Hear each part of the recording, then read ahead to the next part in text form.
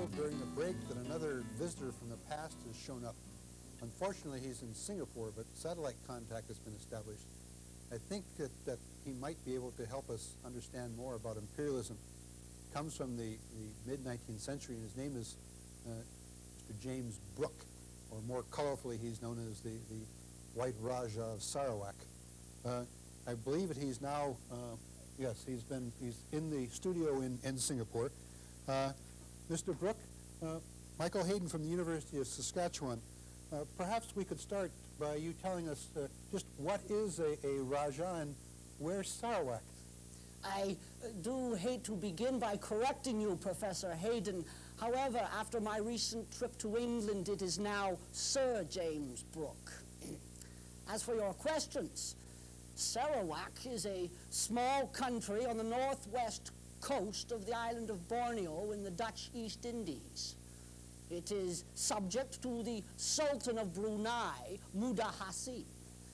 And after I had helped the Sultan to subdue a rebellion in Sarawak, he gave me the place. And later on, I was made a Raja. Well, what had taken you to Sarawak in the first place?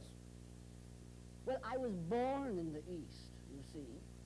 And though I attended school in England, I have spent the majority of my life traveling to and living in the East.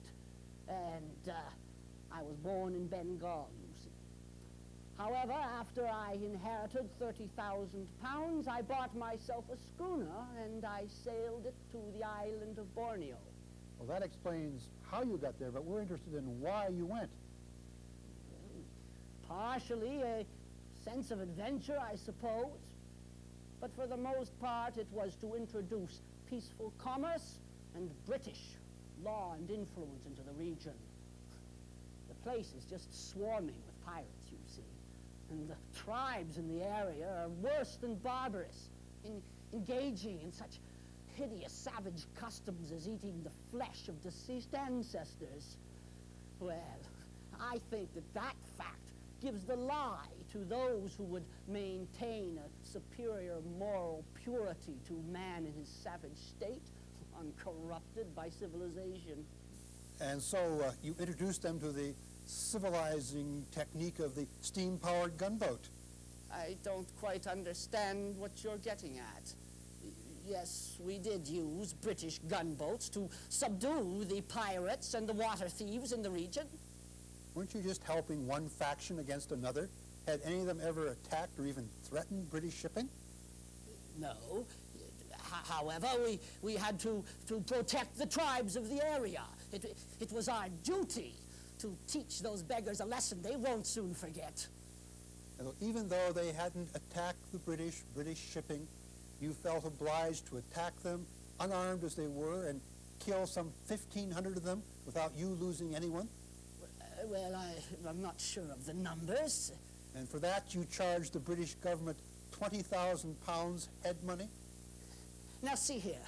This sounds like some of the slanders of those Friends of Humanity, the Aboriginal Protection Society, and what they are spreading about me. Would you like to comment on your coal operations in Sarawak? Now, you look here. How do you know so much about me? I've had quite enough of this. I thought that you wanted to hear about the more romantic aspects of my career. Well, I'm afraid that we lost him.